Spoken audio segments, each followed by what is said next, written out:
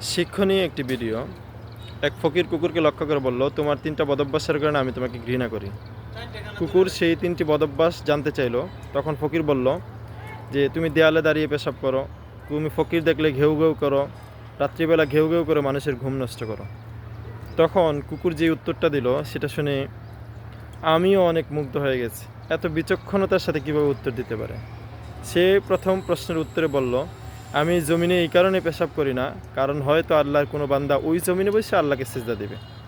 দ্বিতীয়ত তুমি বললা যে আমি ফকির দেখলে কেন ঘেউ ঘেউ করি। তার উত্তর হলো, ফকির তার এমনিতেই অভাব অনটন, সে চাইবে আল্লাহর কাছে, সে কেন মানুষের কাছে চায়, যার কারণে আমার এটা সহ্য হয় না, আমি ফকির দেখলে ঘেউ ঘেউ করি। তৃতীয়ত তুমি বললা মানুষ রাত্রিবেলা ঘুমাইলে আমি কেন ঘেউ ঘেউ করি। তার উত্তর হলো, মানুষ সারাদিন গুনাহ করে কিভাবে নিশ্চিন্তে আরামে ঘুমায়, সে যদি সারা রাত্রিটা ঘুমিয়েই কাটিয়ে দেয় তাহলে আল্লাহর কাছে ক্ষমা চাইবে কীভাবে। কত বিচক্ষণতার সাথে কুকুর উত্তরগুলো দিয়েছে।